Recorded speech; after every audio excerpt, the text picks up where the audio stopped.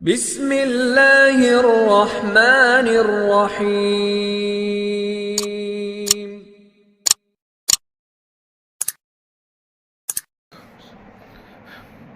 الحمد لله الذي هدانا للإسلام أشهد أن لا إله إلا الله وحده لا شريك له وأشهد أن سيدنا وشفيعنا ومولانا محمدا عبده ورسوله صلوات الله تبارك وتعالى عليه وعلى آله وأصحابه وذرياته وأهل بيته وأهل طاعته وبارك وسلم تسليما كثيرا كثيرا.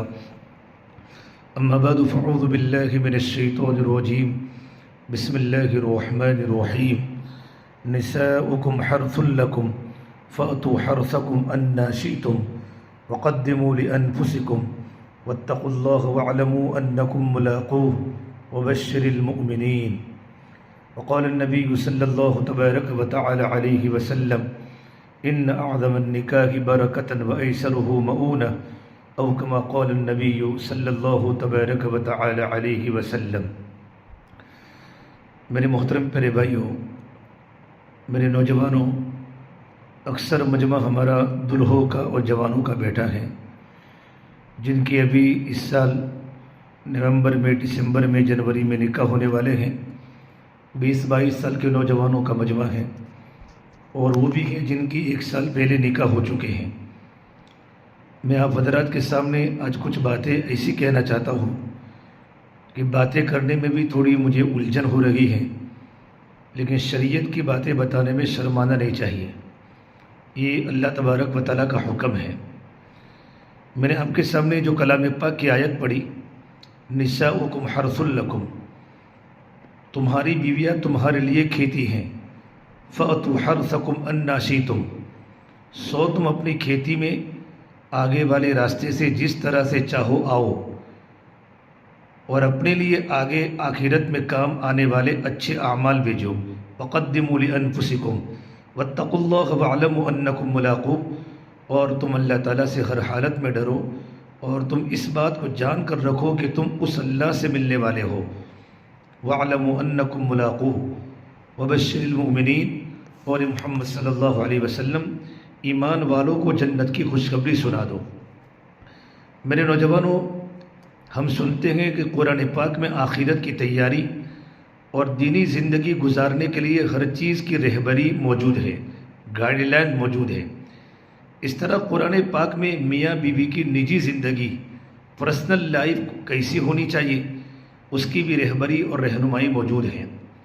اللہ تبارک و تعالیٰ نے اپنے بندوں کو یتیم نہیں چھوڑا، اور آپ صلی اللہ تبارک و تعالیٰ علیہ وسلم نے اپنی امت کو یتیم نہیں چھوڑا. زندگی گزارنے کا ایک ایک طریقہ شریعت میں ہے، اور آپ صلی اللہ تبارک و تعالیٰ علیہ وسلم نے اس کی مکمل رہبری بھی فرمائی اور رہنمائی بھی فرمائی. آج میں اس مجلس میں آپ کو یہی سمجھانا چاہتا ہوں، کیونکہ ہمارے احمد آباد میں الحمدللہ ہمیشہ اصلاح معاشرے کا کام ضرور پر ہے. کبھی کبھی جوانوں کو جوڑتے ہیں، کبھی کبھی جوان بچیوں کو جوڑتے ہیں، مکمل مستورات کو جوڑتے ہیں، اور ان کے سامنے ہر لائن کی بات ہوتی ہے. اس لیے میں آپ کے سامنے یہی سمجھانا چاہتا ہوں کہ قرآن پاک کی سایت کو آج کی مجلس کے لیے بنیاد بنایا ہے کہ آپ کے سامنے جب پوری بات آئے گی انشاءاللہ تو زندگی گزارنا آسان ہو جائے گا. ایک اور بات کی میں وضاحت کرتا ہوں، اس وقت میرے لیے یہ باتیں بیان کرنے میں کچھ الجھنیں ہیں. وہ یہ کہ بیڈ روم کے اندر کی بات کرنی ہے اور کھل کر کرنی ہے، اوپنلی کرنی ہے، بلکہ ایک سٹیپ آگے بڑھ کر کہوں، انٹرنیٹ کی کھلی فضا کی دنیا میں اوپنس کے بات کر رہا ہوں، کیونکہ اکثر بیانات لوگ یوٹیوبس پر ڈالتے ہیں اور آج کل شادیوں کی سیزن بھی ہیں، تو انشاءاللہ بہت بڑا فائدہ ہو سکتا ہے. ہمارا آج کا جو عنوان ہے شب زفاف، ویڈنگ نائٹ، شادی کی پہلی رات. اگر کچھ اصول سامنے رکھے جائے تو ہر شب زفاف ہو سکتی ہے. اس لیے یہ پروگرام اور یہ بیان صرف ان لوگوں کے لیے نہیں ہے جن کی پہلی رات ہو، بلکہ سب مسلمانوں کے لیے رہبری ہے کہ میاں بیوی کی تنہائی کی زندگی اور جسمانی ضروریات کی تکمیل کس طرح کی جاوے. ایک اور بات بھی ہے، عامت لوگ شب زفا فرسٹ نائٹ میں سوتے نہیں۔ جتنے بھی تجربہ والے لوگ ہیں وہ میری بات کو اچھی طرح سمجھ سکتے ہیں کہ ہمیں زندگی کیسے گزارنی چاہیے، اور شادی کی پہلی رات کو پوری رات جاگنا، بالکل نہ سونا، یہ بھی مناسب نہیں ہے۔ میں آپ کے سامنے کچھ باتیں وضاحتاً انشاءاللہ کہتا ہوں۔ قرآن پاک کی جو آیت میں نے پڑھی، نساؤکم حرث لکم فأتوا حرثکم انا شئتم وقدموا لانفسکم واتقوا اللہ واعلموا انکم ملاقوہ وبشر المؤمنین۔ تمہاری بیویاں تمہارے کھیتی ہیں، سو تم اپنی کھیتی میں آگے والے راستے سے جس طرح سے چاہو آؤ، اور اپنے لیے آخرت میں کام آنے والے اچھے اعمال بھیجو، اور تم اللہ تبارک و تعالیٰ سے ہر حالت میں ڈرو، اور تم اس بات کو جان کر رکھو کہ تم اس اللہ سے ملنے والے ہو، اور اے نبی ایمان والوں کو جنت کی خوشخبری سناؤ۔ میرے جوانوں، میرے بزرگوں، قربان جاؤں پروردگار عالم پر کہ اللہ تعالیٰ نے اس آیت میں مرد اور عورت کی خانگی زندگی، پرسنل لائف کو بیان فرمایا ہے۔ آیت کا ایک حصہ دا فرسٹ پارٹ مرد اور عورت کی خانگی زندگی کا ہے، تو دوسرا حصہ دا سیکنڈ پارٹ آخرت اور قیامت سے متعلق ہے۔ اس آیت میں دو پارٹ کو بیان کیا ہے۔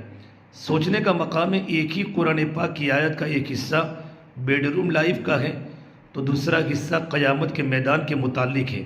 کیا اس مالک کی شان ہے؟ اس میں بہت سے علماء نے تفسیری نکات لکھے ہیں۔ ایک نقطہ، ایک پوائنٹ بتلاتا ہوں۔ ہمارے پیدا کرنے والے پروردگار عالم ہم کو یہ لیسن دے رہے ہیں، ہم کو یہ سبق دے رہے ہیں، اے میرے بندو، اپنی بیوی، اپنی وائف کے ساتھ ضرورت پورا کرنے میں ایسے ڈوب مت جانا کہ تم قیامت اور آخرت کو بھول جاؤ۔ اللہ تبارک و تعالیٰ کی طرف سے یہ پیغام مل لگا ہے، یہ میسیج مل لگا ہے کہ ہمارے بیڈ روم کی خانگی زندگی، پرسنل لائف میں، چار دیواری میں جہاں دروازے بند ہوتے ہیں، وہاں تم اپنی بیوی کے ساتھ ہر چیز کرنے میں فری نگی ہو، آزاد نگی ہو۔ وہاں بھی تم اپنے مالک کے حکم اور ہدایت اور گائیڈ لائنز کے تابع اور پابند ہو۔ اللہ تبارک و تعالیٰ کے حکموں کی پابندی ہمیں وہاں بھی کرنی ہے، اور آپ صلی اللہ تبارک و تعالیٰ علیہ وسلم کے طریقے کی پابندی ہمیں ہماری پرسنل لائف میں بھی کرنی ہے۔ اللہ فرماتے، میرے پیارے لاڈلے بندو، اس بیڈ روم کی زندگی میں تم بیوی کی محبت اور پیار میں میری محبت کو بھول مت جانا۔ وَاعْلَمُوا أَنَّكُمْ مُلَاقُوهُ، ایک دن تم تمام کو پروردگار عالم کے سامنے آنا ہے۔ ایک آیت میں دو چیزیں ایک ساتھ بیان فرمائی، اور بیچ میں ایک خصوصی حکم، اسپیشل وَاتَّقُوا اللَّهَ، یہ جملہ استعمال کیا، اللہ سے ڈر ڈر کے رہنا۔ جو حکم اللہ تبارک و تعالیٰ کے نیک بندے خانقاہوں میں اپنے مریدین کو دیتے ہیں، وہی حکم کمرے میں، بیڈ روم کی زندگی میں دیا جا رہا ہے۔ کتنی عجیب باتیں ہیں میرے جوانوں پروردگار عالم کی، جہاں اللہ تعالیٰ نے انسانی جذبات کی قدر فرمائی، خواہش کو پورا کرنے کا طریقہ بیان فرمایا، وہی اس وقت ہمیں قیامت کا دین یاد رکھنے کی بھی اللہ نے ترغیب دی۔ یہ آیت کیوں نازل ہوئی؟ اس کو شان نزول کہتے ہیں کہ قرآن کریم کی آیت کے اترنے کی بنیاد کیا بنی۔ شان نزول کا مطلب یہ ہے کہ قرآن کی بہت ساری آیتیں نازل ہوئی، اس کے پیچھے کوئی نہ کوئی ہسٹری ہے، کوئی نہ کوئی تاریخ ہوتی ہے، کوئی نہ کوئی پس منظر واقعہ ہوتا ہے، کوئی نہ کوئی سٹوری ہوتی ہے، تب اللہ تبارک و تعالیٰ یہ آیت اتارتا ہے۔ اللہ نے یہ آیت اس لیے اتاری چونکہ اس وقت میرے سامنے بہت سے انگلش میڈیم کے اسٹوڈنٹس بھی ہیں، اس لیے کچھ الفاظ گجراتی بولتا ہوں، کچھ اردو بولتا ہوں۔ بات تو اردو میں ہی ہو رہی ہے، لیکن کچھ الفاظ ہیں جن کو گجراتی میں بولنا مناسب نہیں ہے، اور اردو میں آپ کو سمجھ میں نہیں آئے گا۔ اگر اردو یا عربی میں جیسے فرج، ذکر، عورت کی شرمگاہ کو فرج بولتے ہیں، مرد کی شرمگاہ کو ذکر بولتے ہیں، تو یہ بات سمجھ میں نہیں آئے گی۔ اسے زیادہ تر انگریزی الفاظ سے کام چلا رہا ہوں تاکہ بات سمجھ میں آ جاوے۔ مکۃ المکرمہ، مدینہ منورہ، یہ دونوں ہمارے پیارے شہر ہیں۔ دنیا کے تمام حجاج کرام سرزمین مکہ میں جاتے ہیں حج کرنے کے لیے، اور مدینہ منورہ میں آپ صلی اللہ تبارک و تعالیٰ علیہ وسلم کی زیارت کرنے جاتے ہیں۔ زمانے جاہلیت میں مکہ اور مدینہ کی تہذیب جدا جدا تھی، کلچر جدا جدا تھے۔ مکہ اور مدینہ منورہ دونوں کی تہذیب، دونوں کا کلچر الگ الگ تھا۔ ظاہر ہے جب سٹی بدلتی ہے تو تہذیب بھی بدل جاتی ہے۔ جیسے ہمارے گجرات کی تہذیب الگ ہے، یو پی کی تہذیب الگ ہے، بہار کی تہذیب الگ ہے، یہاں تک کہ میاں بیوی کی نجی زندگی پرسنل لائف میں بھی مکہ کا کلچر الگ تھا، مدینہ منورہ کی تہذیب الگ تھی۔ اگر میں آپ کو کھل کر اوپنلی سمجھاؤں تو اس زمانے میں مکہ کے لوگ صحبت میں بہت ماہر تھے، ایکسپرٹ تھے۔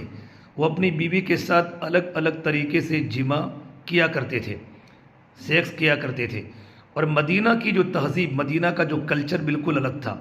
اس کی بڑی وجہ اور اس کی بڑا ریزن یہ تھا کہ مدینہ منورہ میں یہودی لوگ رہتے تھے، یہودیوں کے بڑے بڑے قبیلے، بنو نذیر، بنو قینقاع اور بنو قریظہ، خیبر، تو مدینہ میں بڑے بڑے یہودی کے قبیلے تھے۔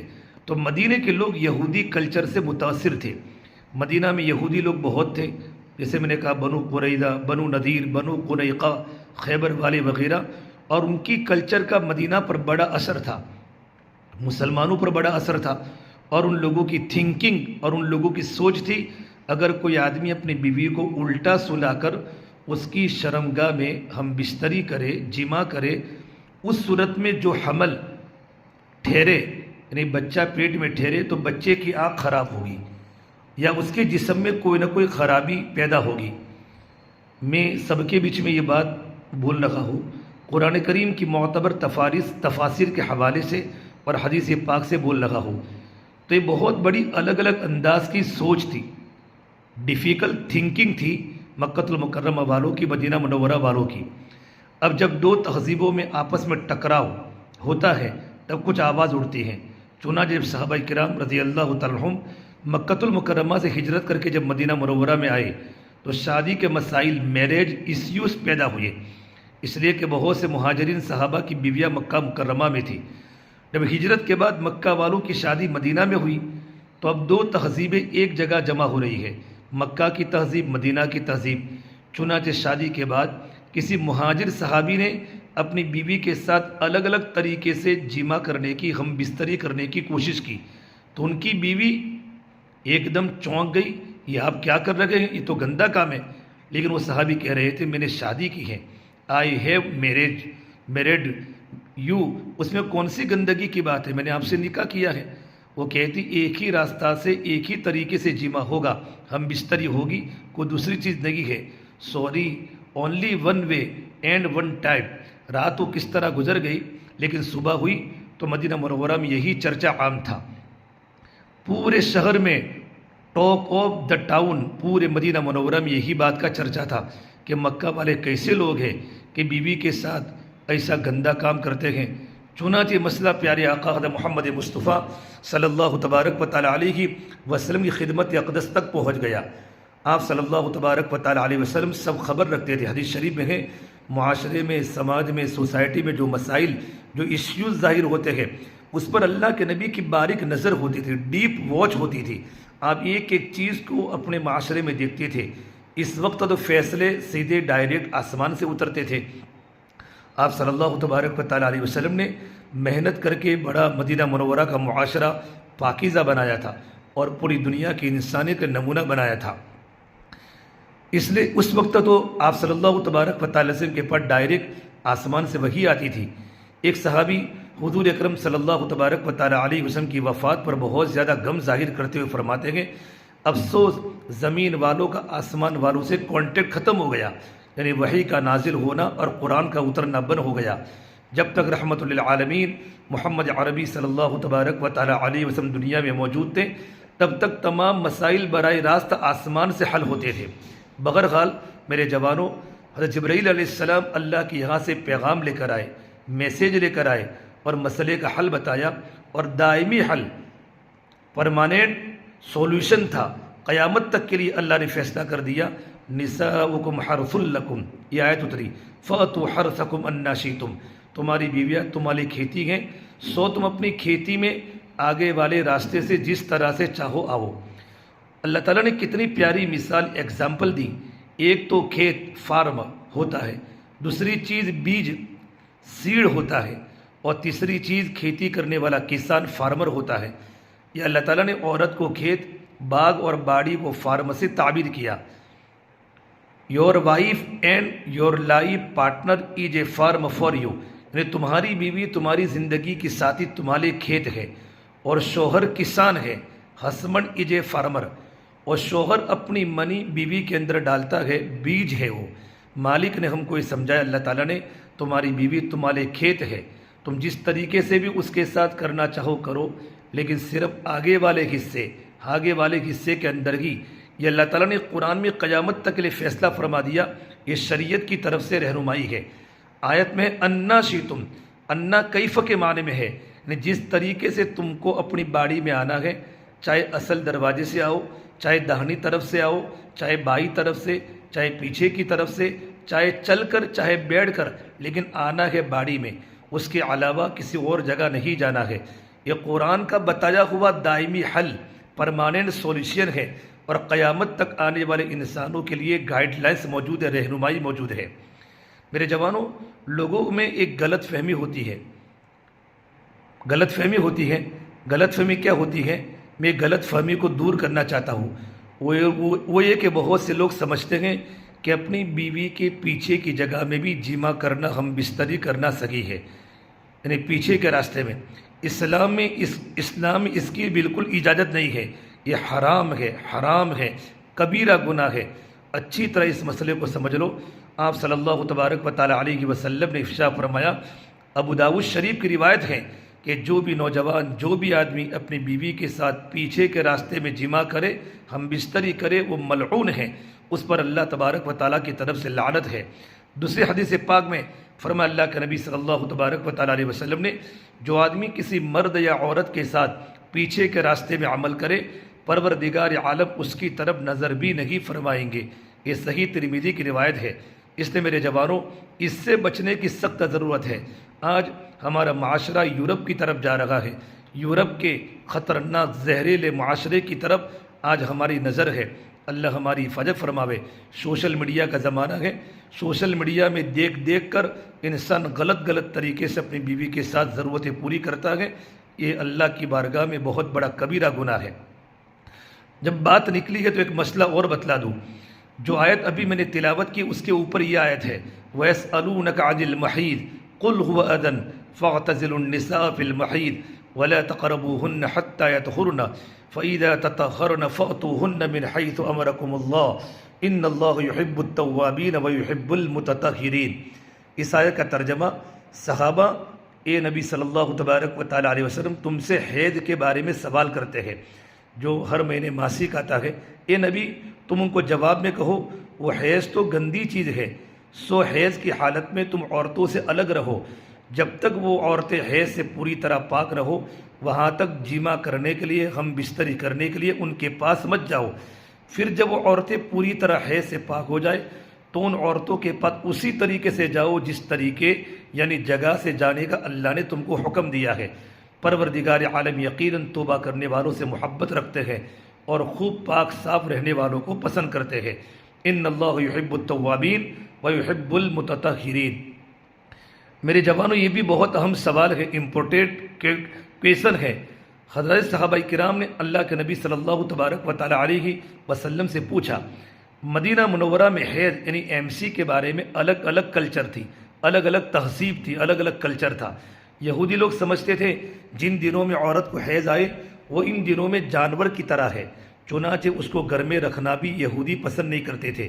یہ بھی غلط طریقہ تھا۔ گھر کے پیچھے ایک چھوٹا سا روم، کمرہ بناتے تھے۔ حیض کے دنوں میں، MC کے دنوں میں عورت کو اس میں بھیج دیتے تھے، اس کے ساتھ رہنا، اس کو چھونا، اس کو ٹچ کرنا، اس کے ہاتھ کا پکا ہوا کھانا، اس کے ہاتھ کا پانی پینا، اس کے ساتھ ایک بستر پر سونا، یہ سب یہودی لوگ حرام سمجھتے تھے۔ یہ نہایت خطرناک کلچر تھا، خطرناک تہذیب تھی۔ اچھا، عیسائی لوگوں کی تہذیب الگ تھی۔ عیسائی جو کلچر تھا، عیسائی کرسچن، ان کا جو کلچر تھا، وہ لوگ حیض یعنی MC کے زمانے میں عورتوں کو عام حالات کی طرح نارمل لیتے تھے۔ جیسے عام حالات میں عورت کے ساتھ جو کرنا ہو کرتے ہیں، ویسے ہی حیض کے دنوں میں بھی جو کرنا ہو کرو۔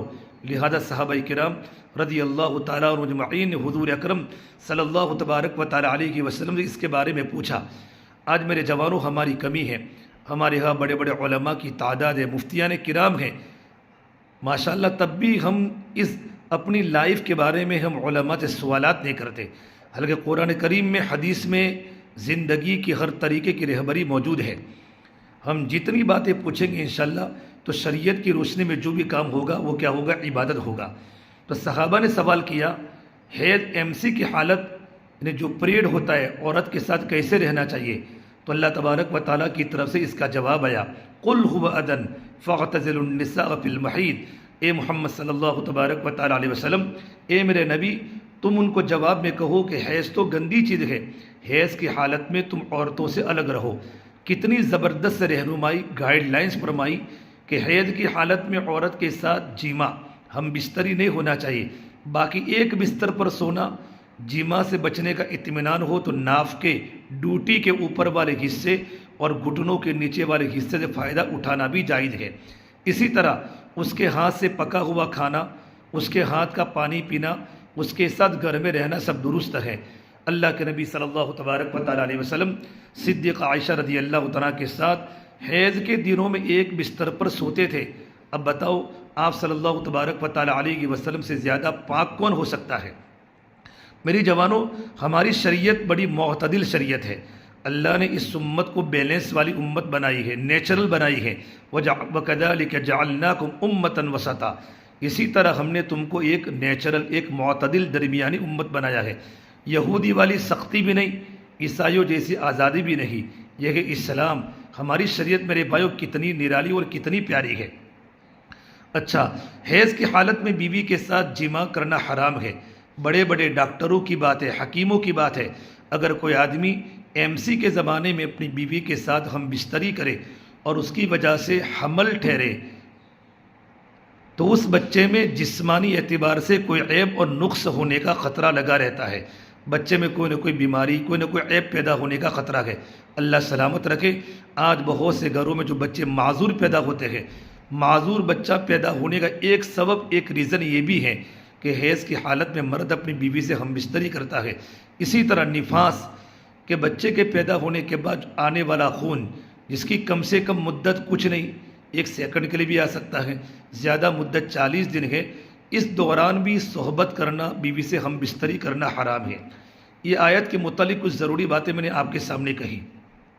اب میرے جوانوں، اب شادی کی پہلی رات کے سلسلے میں کچھ باتیں میں مختصر عرض کروں شب زفاف کے بارے میں، شادی کی پہلی رات کے بارے میں شارٹ باتیں۔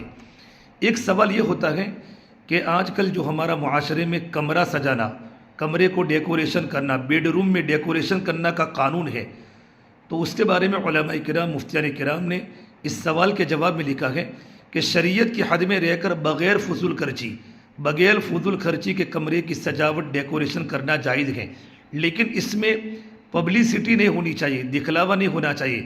آج کل تو لوگ کمرہ اپنی دلہن کے لیے نہیں سجاتے، بلکہ سجانے کے بعد واٹس ایپ اور فیس بک اور اسٹیٹس پر اس کے فوٹو رکھتے ہیں، اس کا ویڈیوز بنا کر دوستوں میں اپنا جو فرینڈ ہوتا ہے، فرینڈ سرکل، اپنے ریلیشن والے متعلقین رشتہ داروں کو بھیجتے ہیں، شیئر کرتے ہیں۔ میں تو اس ہونے والی دلہن سے یوں کہوں گا، یہ تیرا شوہر، تیرا ہسبینڈ تجھ سے برائے نام محبت کرتا ہے، اگر تیری سچی محبت ہوتی تو کمرہ صرف تیرے لیے ہی سجاتا۔ میرے جوانوں، اس کو پھیلانے کی شریعت اجازت بالکل نہیں دیتی، لہذا تھوڑا بہت کمرہ سجا لیجئے شریعت کے حدود میں رہ کر، لیکن اس میں جنات کا خیال رکھنا۔ عامل لوگ ایسا کہتے ہیں، تعویذ بنانے والے، عمل کرنے والے، بہت خوشبو والے پھول ہوتے ہیں، وہاں جنات آتے ہیں، تو ایسا نہ ہو کہ کہیں کوئی تیسرا جن نہ آ جائے۔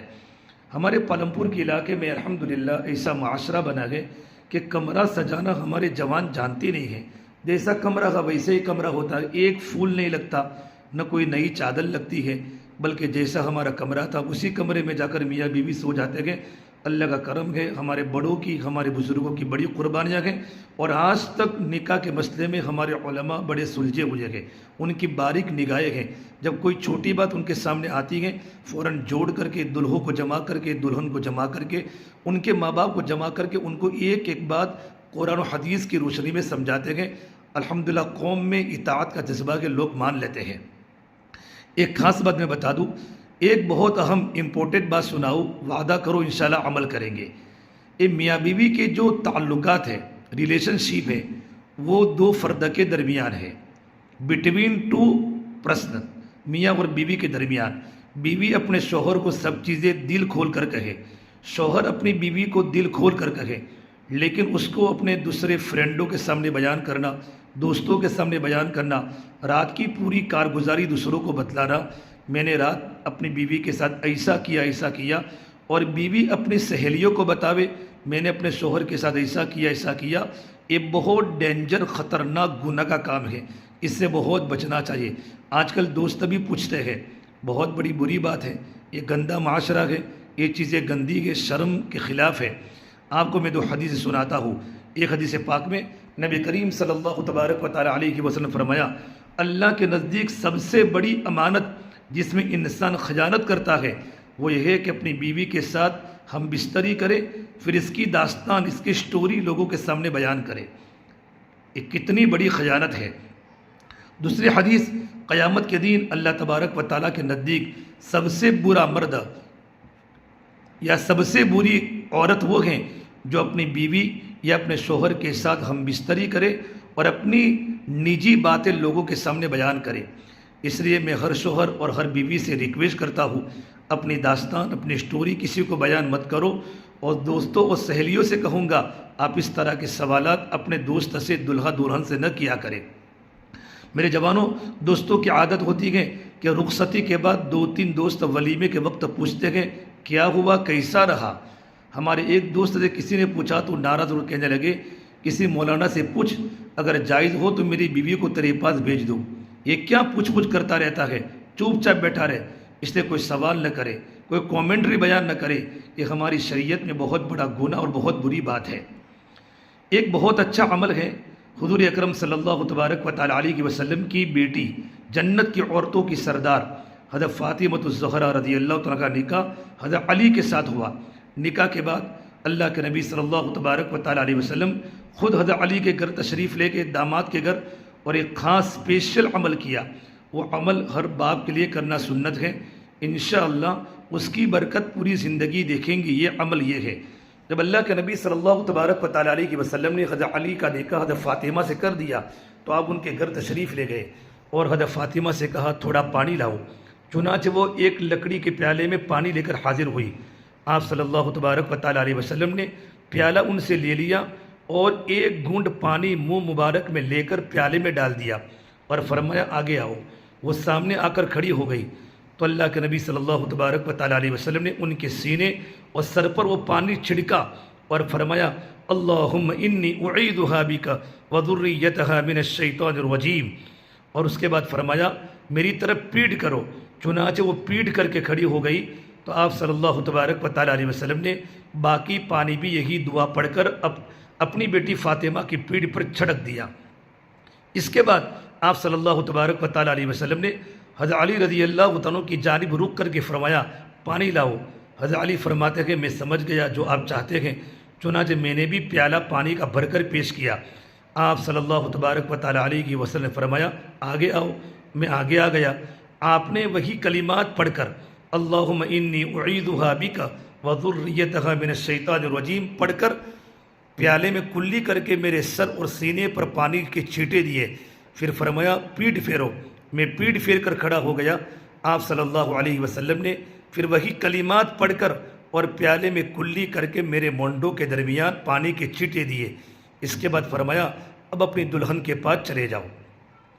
اور میرے جوان، ایک اور روایت میں ہے کہ نکاح کے بعد حضور اکرم صلی اللہ تبارک و تعالی علیہ وسلم عشاء کے بعد حضرت علی مرتضیٰ کے گھر تشریف لائے اور برتن میں پانی لے کر اس میں اپنا تھوک مبارک ڈالا اور سورہ فلق، سورہ ناس، قل اعوذ برب الفلق کی پوری صورت، قل اعوذ برب الناس کی پوری صورت پڑھ کر دعا کی۔ پھر حضرت علی رضی اللہ تعالیٰ عنہ اور حضرت فاطمہ رضی اللہ تعالیٰ کو آگے پیچھے حکم فرمایا اس کو پیے اور وضو کرے۔ پھر دونوں صاحبوں کے لیے طہارت اور آپس میں محبت سے رہنے کی اور اولاد میں برکت ہونے کی اور خوش نصیبی کی دعا فرمائی اور فرمایا جاؤ آرام کرو۔ اگر داماد کا گھر قریب ہو تو یہ عمل کرنا بھی باعث برکت ہے۔ اگر سوسر عالم دین ہے، دیندار ہے، اس کو ضرور کرنا چاہیے تاکہ اللہ کے نبی کی سنت پر عمل ہو۔ اس کے بعد میرے جوانوں، جب اپنی ضرورت پوری کرنے کا ارادہ ہو شادی کی پہلی رات میں، فرسٹ نائٹ میں، تو اس میں جلدی نہ کرے، بلکہ پہلے بیوی کے ساتھ میٹھی میٹھی، پیاری پیاری، اچھی اچھی باتیں کر کے اس کو ذہنی طور پر تیار کرے۔ مینٹلٹی اس کو تیار کرے. جب تک وہ تیار نہ ہو تب تک آپ کو جیسا چاہے ویسا مزہ نہیں آئے گا. اور ایسی باتیں کرنے میں ہم لوگ بہت ایکسپرٹ ہیں، ماہر ہیں. کیسے تیار کرنا آج کل کسی کو کچھ سمجھانے کی ضرورت نہیں ہے. میں نے ایک میگزین میں پڑھا تھا کہ کسی نے اپنی بیوی سے یوں کہا، بس میرا نکاح تو ہونے دو، میں تیرے لیے بھی تاج محل بناؤں گا. تو میں نے کہا تاج محل تو بعد میں بنانا، پہلے ہر مہینے وقت پر تیل کا ڈبہ لا کر دینا. میرے بھائیوں، ایک بہت اہم چیز جو اللہ والوں سے بزرگوں سے ہم نے سیکھی ہے کہ شادی کی پہلی رات میں دونوں میاں بیوی پہلے 2 رکعت نماز پڑھے، اللہ سے دعا کرے اور اپنی خانگی زندگی، فیملی لائف اور اپنے مستقبل، اپنے فیوچر کے لیے دعا کرے. حضرت جی مولانا محمد الیاس صاحب رحمۃ اللہ علیہ جو تبلیغ کے بانی ہیں، ان کی بات مشہور ہے. ہم نے کتنے بزرگوں سے سنا ہے. اللہ وہ جذبات ہم تمام کو عطا فرماوے. جب حضرت اپنی دلہن کے پاس گئے تو فرمایا آ جاؤ، نماز پڑھو، اللہ کے سامنے آنسو بہاؤ، رو رو کر دعا کرو. آج تک امت کے لیے رونے والی الیاس کی دعا کی تھی، آج سے تیری اور میری 4 آنکھیں ہو گئی. پہلی رات ایسی بھی ہوا کرتی ہے. دارالعلوم دیوبند کے بانی حضرت مولانا محمد قاسم صاحب نانوتوی رحمۃ اللہ علیہ کی اہلیہ محترمہ دیوبند کے بہت مالدار گھر کی تھی، نواب کی بیٹی تھی. ان کا عجیب قصہ ہے، رونا آ جائے. میں اکثر مستورات کے بیانات میں قصے کو ضرور بیان کرتا ہوں. رخصتی کی رات جب نانوتوی رحمۃ اللہ علیہ اور ان کی اہلیہ کی ملاقات فرسٹ نائٹ میں ہوئی تو سب سے پہلے حضرت نانوتوی نے رخصتی والے کمرے میں آ کر نفل نمازیں پڑھنے میں مشغول ہو گئے. نفل نمازوں سے فارغ ہو کر اپنی بیوی کے پاس تشریف لائے. بہت سکون اور اطمینان کے ساتھ اپنی اہلیہ سے بات چیت شروع کی. کیا بات کی کہ دیکھو میری بیوی، جب تم کو اللہ نے میرے ساتھ وابستہ کر دیا ہے تو اب ہم دونوں میں مناسبت ضروری ہے، مگر ابھی جو صورتحال ہے اس میں مناسبت نہیں، اس لیے کہ تم مالدار گھرانے کی بیٹی ہو، میں غریب گھرانے کا بیٹا ہوں. اب 2 ہی صورتیں ہیں، یا تو میں مالدار بن جاؤں یا تم میری طرح غریب بن جاؤ. پھر مولانا قاسم صاحب نانوتوی رحمۃ اللہ علیہ نے آہستہ سے فرمایا، میرا مالدار بننا تو مشکل ہے، آسان بات یہی ہے کہ تم میری طرح غریب بن جاؤ. پھر آگے بات فرمائی، اللہ نے تمہارے ساتھ میرا جو تعلق قائم فرمایا ہے اس میں مجھے تربیت کا مقام دیا ہے اور تم کو اطاعت کا مقام دیا ہے. کتنی عجیب بات کہی. اس تمہیدی بات کے بعد حضرت نانوتوی رحمۃ اللہ علیہ نے اہم بات فرمائی، اگر تم کو بھی کسی بات کا حکم دوں جس میں تمہارا ہی فائدہ ہو تو کیا تم مجھ پر بھروسہ کروں گی؟ جب نانوتوی رحمۃ اللہ علیہ کی طرف سے سوال ہوا تو حضرت نانوتوی رحمۃ اللہ علیہ کی بیوی نے، اہلیہ نے جواب میں کہا، مجھے آپ پر پورا اعتماد اور پورا بھروسہ ہے. تو حضرت نانوتوی رحمۃ اللہ علیہ نے فرمایا، اچھا اب یہ تمام زیورات اتار کر مجھے دے دو، اسی طرح جتنے کپڑے اور برتن تمہارے پاس ہیں ان پر بھی مجھے اختیار دے دو. اتنے بڑے مطالبے پر نئی نویلی دلہن نے بغیر ہچکچائے ہوئے فوراً کہا، آپ کو پورا اختیار ہے. اس وقت حضرت نانوتوی کی عمر تقریباً 21 سال کی تھی. تمام سونے و چاندی کے زیورات، تمام کپڑوں کے جوڑے، تمام برتن جو اس زمانے میں ہزاروں روپیوں کا سامان تھا، آج کے دور میں اس کا حساب ہی نہیں لگا سکتے، بیوی نے سب کا سب پہلی رات میں بلقان کے مظلوم مسلمانوں کے لیے چندے میں پیش کر دیے. اللہ اکبر، کیسے جذبات تھے. اولئک آبائی فجئنا بمثلہم. اللہ تبارک و تعالی ہم کو بھی ان کے جیسا بنا دے. میرے جوانوں، اب میں اصل بات پر آؤں. کمرے میں جا کر فرسٹ نائٹ میں پہلے 2 رکعت نماز پڑھے، پھر اللہ سے دعا کرے، پھر میٹھی میٹھی اچھی باتیں کر کے، کھیل مستی، بدن کی چھیڑ چھاڑ وغیرہ کے ذریعے پوری طور پر بیوی کو تیار کرے. دیکھو، رات کے شروع حصے کے بجائے رات کے آخری حصے میں یعنی 2-3 بجنے کے بعد ضرورت پوری کرنا سب سے اچھا ہے. اگر بیوی کے ساتھ ضرورت پوری کرنی ہے تو آدھی رات کے بعد کرے. شروع رات میں آرام کر لے. دونوں کی تھکن اچھی طرح اترنے کے بعد آدمی اپنی بیوی سے ضرورت پوری کرے تو انشاءاللہ اس کو ایسا مزہ آئے گا جو شروع رات میں نہیں آتا. اس کے علاوہ چند دعائیں بھی سن لو. پیارے آقا صلی اللہ تبارک و تعالی علیہ وسلم نے ہمیں ہر چیز کی دعا سکھلائی. ہماری شریعت کتنی اچھی ہے. الحمدللہ علی نعمت الاسلام. اللہ نے ہمیں مسلمان بنایا. رحمت للعالمین حضرت محمد صلی اللہ تبارک و تعالی علیہ وسلم کی امتی بنایا. قربان جاؤ اس آقا کے قدموں پر، انہوں نے ہم کو ہر چیز کی دعا بتلائی. حدیث پاک میں ہے، بیوی کے ساتھ ضرورت پوری کرنے سے پہلے بھی دعا پڑھو. یہ دعائیں یاد کر لو، اس لیے کہ شیطان بہت فعال، بہت ایکٹیو ہے، ہر جگہ شریک ہونے کی کوشش کرتا ہے. اگر کوئی مسلمان دعا پڑھے بغیر اپنی بیوی کے ساتھ ضرورت پوری کرتا ہے تو شیطان اس میں پارٹنر بنتا ہے، شریک بنتا ہے۔ صرف شریک ہی نہیں بلکہ شوہر کے ذکر کے ساتھ، شوہر کے شرمگے کے ساتھ لپٹ جاتا ہے۔ میرے جوانوں، آج ہم لوگ فریاد کرتے ہیں، شکایت کرتے ہیں کہ اولاد نافرمان پیدا ہوتی ہے، ہم لوگوں کو جیسا مزہ چاہیے ویسا مزہ نہیں آتا۔ اس کی بہت بڑی وجہ، اس کا بہت بڑا ریزن یہ ہے کہ جو دعا پیارے آقا صلی اللہ تبارک و تعالیٰ علیہ وسلم نے بتلائی وہ ہم نہیں پڑھتے۔ جب پہلی بار اپنے دلہن کے پاس پہنچے تب اس کی پیشانی کے بال پکڑ کر، کپاڑ کے بال پکڑ کر یہ دعا پڑھے، اللہم انی اسألک من خیرہا وخیر ما جبلتہا علی واعوذ بک من شرہا وشر ما جبلتہا علی۔ اللہم انی اسألک من خیرہا وخیر ما جبلتہا علی واعوذ بک من شرہا وشر ما جبلتہا علی۔ اس کا ترجمہ، اے اللہ میں آپ سے اس کی خیر و برکت اور اس کی پیدائشی خصلت کی خیر و برکت جس پر آپ نے اس کو پیدا کیا ہے مانگتا ہوں، اور اس کے شر سے اور اس کی پیدائشی خصلت کے شر سے جس پر آپ نے اس کو پیدا کیا ہے حفاظت چاہتا ہوں۔ آگے کے بعد اب جب ہم بستری کا ارادہ کریں تو یہ دعا پڑھے۔ یہ دعا سطر کھلنے سے پہلے پڑھ لی جائے، بسم اللہ اللہم جنبنا الشیطان وجنب الشیطان ما رزقتنا۔ بسم اللہ اللہم جنبنا الشیطان وجنب الشیطان ما رزقتنا۔ اللہ کے نام سے، یا اللہ تو ہم دونوں کو شیطان سے بچا، اور جو اولاد تو ہم کو عطا فرمائے اس کو بھی شیطان سے بچائیو۔ کتنی بہترین دعا ہے۔ کپڑے نکالنے سے پہلے میاں بیوی دونوں کو یہ دعا پڑھنی چاہیے، بلکہ ہمارے حضرت مفتی احمد صاحب خانپوری دامت برکاتہم، اللہ ان کی عمر میں خوب برکت دے، صحت میں خوب برکت دے، وہ فرماتے ہیں بیوی کے ساتھ جمع کرنے سے پہلے بسم اللہ، اس کے بعد قل هو اللہ احد کی پوری صورت، پھر اللہ اکبر، پھر لا الہ الا اللہ پڑھے۔ اس کے بعد ایک اور دعا یہ پڑھو، بسم اللہ العلی العظیم اللہم اجعلھا ذریۃ طیبہ ان کنت قدرت ان تخرج ذلک من صلبی۔ بسم اللہ العلی العظیم اللہم اجعلھا ذریۃ طیبہ ان کنت قدرت ان تخرج ذلک من صلبی۔ اللہ کے نام سے جو اللہ بڑے ہیں، اونچے مرتبے والے ہیں، یا اللہ آپ اس کو نیک اور پاکیزہ اولاد کے وجود میں آنے کا ذریعہ بنا دے، اگر میرے مقدر میں اولاد ہے تو۔ جمعہ کے وقت میاں بیوی بالکل ننگے نہ ہو جائے، کوئی چادر اپنے اوپر ڈال لے، یہ بہتر طریقہ ہے، اور قبلے کی طرف منہ نہ کرے، دوسری طرف منہ کر کے ہم بستری کرے۔ آگے کی بات، منی نکلتے وقت یہ دعا پڑھے، جب منی نکلنے کا وقت ہو تو یہ دعا پڑھے، اللہم لا تجعل للشیطان فیما رزقتنی نصیبا۔ یہ اللہ جو اولاد آپ مجھے عطا فرمائے اس میں شیطان کا کوئی حصہ نہ رکھیو۔ کتنی بہترین دعا ہے۔ یہ دعا اس وقت زبان سے نہیں پڑھنی چاہیے بلکہ دل میں پڑھنی ہے، دل میں پڑھنی ہے۔ پھر منی نکل جانے کے بعد شوہر بہت جلدی ہٹ نہ جاوے، اس لیے کہ بعض مرتبہ بیوی کی پیاس نہیں بجھتی اور شوہر ہٹ جاتا ہے تو دونوں کے درمیان جھگڑا ہونے کے خطرات ہوتے ہیں۔ فیملی لائف کے پرابلم کا ایک سبب، ایک ریزن یہ بھی بنتا ہے، ابھی اس کو اشارے میں کہہ رہا ہوں، کبھی اس پر تفصیلی انشاءاللہ ڈیٹیل میں بات کریں گے۔ بعض علماء کرام نے چاند کے مہینے کی پہلی، آخری اور درمیانی 3 راتوں میں ہم بستری کرنے کو پسند نہیں کیا ہے۔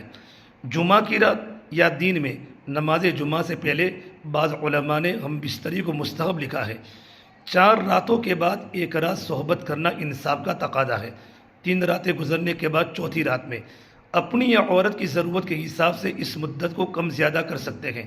اس کے ساتھ اتنے وقت میں جمع کرتے رہنا واجب ہے جس میں عورت کی پاک دامنی سلامت رہے۔ میرے جوانوں، ایک بار ہم بستری کر کے دوبارہ کرنی ہو تو مرد کو اپنا سطر والا حصہ دھو لینا بلکہ وضو کر لینا بہتر ہے۔ بڑی ناپاکی کی حالت میں ناخن کاٹنا، ناف کے نیچے والے بال لینا یا سر کے بال کٹوانا مکروہ ہے۔ پاکی ناپاکی اور میاں بیوی سے متعلق مسائل گہرائی سے جان لے، یہ ہر مسلمان جوان مرد عورت کا دینی فریضہ ہے۔ اس معاملے میں شرم یا جھجک بالکل نہ رکھے۔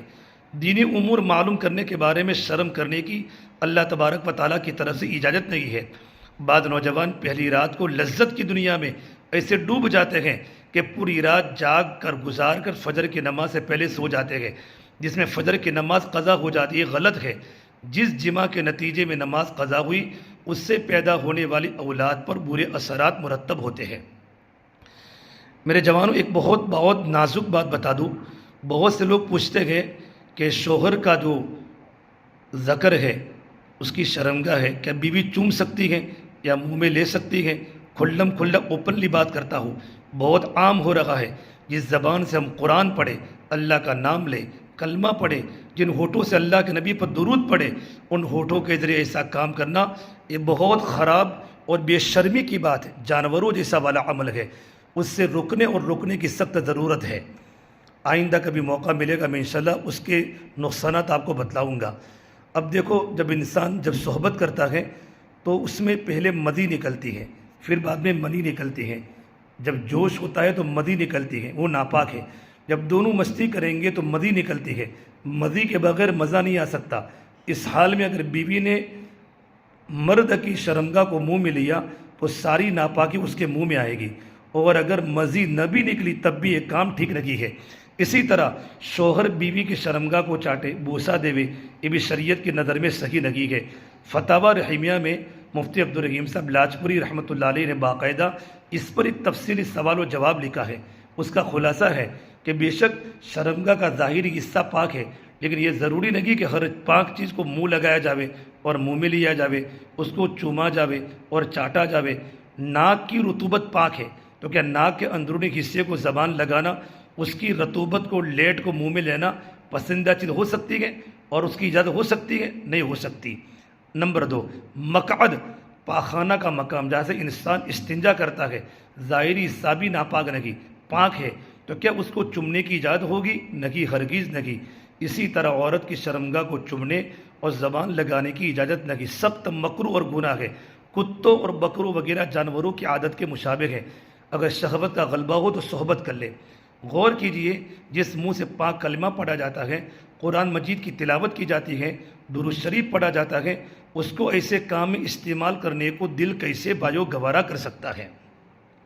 ایک خاص بات بتا دوں، سوشل میڈیا کا زمانہ ہے، اکثر نوجوان بگڑے ہوئے ہیں. ہم لوگ سنتے رہتے ہیں نیت نیت نیت، تو نیت کا مسئلہ فیملی لائف میں بھی آتا ہے. کوئی آدمی اپنی بیوی کے ساتھ ضرورت پوری کر رہا ہے، اس وقت دوسری عورت، کسی ماڈل، کسی فلمی ایکٹر کو اپنے دماغ میں لاتا ہے تو اپنی بیوی کے ساتھ ہوتے ہوئے بھی اس کو زنا کرنے کا گناہ ہوگا. آج اتنا بڑا معاشرہ خراب ہے. بلیو فلم دیکھتے دیکھتے ہم بستری کرنے کا جو طریقہ، جو سسٹم چل پڑا ہے کہ بلیو فلم چل لگی ہے، اس کو دیکھ کر جمع ہو رہا ہے. ظاہر بات ہے یہ گناہ لازمی کمپلسری ہو جاتا ہے، کیونکہ بلیو فلم میں جس عورت کو دیکھے گا، مرد کا دماغ، اس کا دھیان، اس کی فیلنگ، اس کی سوچ اسی عورت کی طرف ہوگی، اپنی بیوی کی طرف نہیں ہوگی. اور وہ یہ سوچ رہا ہے، نیت کر رہا ہے، میں فولا پرائی عورت سے ضرورت پوری کر رہا ہوں تو اپنی بیوی کے ساتھ ہوتے ہوئے بھی اس کو زنا کا گناہ ہوگا. آپ کے لیے سب سے اچھی چیز اپنی بیوی ہے. بیوی کو دیکھنا عبادت ہے. ایک حدیث سنا کر بات مکمل کرتا ہوں. فرمایا اللہ کے نبی صلی اللہ تبارک و تعالیٰ علیہ وسلم نے، اگر کوئی ہسبینڈ اپنی وائف کو محبت کی نگاہ سے دیکھتا ہے اور بیوی اپنے شوہر کو محبت کی نگاہ سے دیکھتا ہے تو پروردگار عالم اس میاں بیوی کو رحمت کی نظر سے دیکھتے ہیں. اللہ کی رحمت لینے کا کتنا آسان طریقہ ہے. رمضان کا پہلا عشرہ رحمت کا سال میں ایک مرتبہ آتا ہے. یہ رحمت روزانہ لیجئے. اس عمر میں بھی کوئی حد نہیں ہے. جتنے بوڑھے ہوں گے اتنے گھر میں رہیں گے، رحمت زیادہ لوٹ سکیں گے. دادا دادی کو دیکھے، دادی دادا کو دیکھے، نانا نانی کو دیکھے، نانی نانا کو دیکھے. یہ کچھ ہائی لائٹ میں نے بیان کر دی، اس لیے پوری نکاح والی زندگی کی بات 1 گھنٹے میں آپ کو نہیں بتا سکتا. اللہ ان باتوں پر ہمیں عمل کرنے کی توفیق عطا فرماوے. ایک مسئلے پر یہ بات ہے جو اس وقت بڑھ رہا ہے، وہ یہ کہ مرد سے ضرورت پوری کرے، جس کو انگریزی میں گے بولتے ہیں، اور عورت سے ضرورت پوری کرے. یہ شریعت اور اسلامی قانون میں ناجائز اور حرام ہے. اللہ نہ کرے، اللہ نہ کرے، اللہ نہ کرے ہمارے بچے اسی چیز میں مبتلا ہو تو فوراً 2 رکعت پڑھ کر توبہ کرے، اللہ سے معافی مانگے، اپنے آپ کو اسی عادتوں سے بچائے، توبہ کرے. یہ بڑی خطرناک اور گندی چیز ہے. اور ایک خاص بات، عام حالات میں اپنے ہاتھ سے منی نکالنا بھی صحیح نہیں ہے. مستزنی کتابوں میں لکھا ہے کہ اگر کوئی انسان اس طریقے پر کرے گا تو اس کو بہت بڑا کبیرہ گناہ ہوگا. اس لیے میرے بھائیوں، میرے جوانوں، ابھی نکاح کا وقت ہے، شادیوں کا زمانہ ہے. ایسے وقت میں شادی کی پہلی رات میں عورتوں کے ساتھ بہت سارے دوست گھر میں جاتے ہیں، بلکہ بعض جگہ پر تو لڑکی اس کی بیوی کے ساتھ رہتی ہے، پورا اس کو سکھاتی ہے، غلط چیزیں سکھاتی ہے، مٹھائی کا پڑی کا لانا اور اس میں غلط غلط چیزوں کو ڈالنا، اتنے خطرناک جرائم ہو رہے ہیں۔ اور ایک بہت بڑے اللہ والے سے سنا کہ نکاح کے بعد اگر میاں اور بیوی کے درمیان جو پرابلمز ہوتے گئے، جو ایشوز ہوتے گئے، جو جھگڑے ہوتے گئے، اس کی سب سے بڑی بنیادی وجہ کہ انہیں شادی کی پہلی رات میں نبی کی سنتوں کی مذاق کی ہے، نبی کی سنتوں کا جنازہ نکالا ہے۔ اس لیے میرے جوانوں، ہم سنت و شریعت کے دائرے میں رہ کر زندگی گزارے، پروردگار عالم ہمیں عمل کرنے کی توفیق عطا فرماوے۔ آئندہ مجلسوں میں انشاءاللہ شادی کے بعد کی زندگی اور میاں بیوی کو کیسے رہنا ہے اور ہماری گھر کی زندگی جنت والی کیسے بنے، اس کے بارے میں تفصیل سے انشاءاللہ گفتگو کریں گے۔ اللہ تعالی ہم تمام کو عمل کرنے کی توفیق عطا فرمائے۔